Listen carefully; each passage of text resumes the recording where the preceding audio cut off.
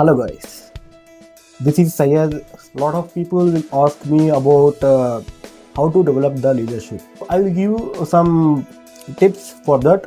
So don't worry. According to that, you have to follow. Then automatically you will develop your leadership qualities. Number 1, be confident. Number 2, be honest. Number 3, stay calm under pressure. And number 4, have a positive attitude. And number 5, listen more and talk less. Number 6, be clear and be simple. Number 7, encourage your team members for your support and take their opinion. And number 8, give feedback politely. Number 9, respect to everyone your team.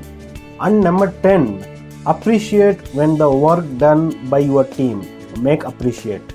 Number 11, help team members to grow their attitude and they have good plan. Number 12, think before you act. Number 13, ask for input from your team member.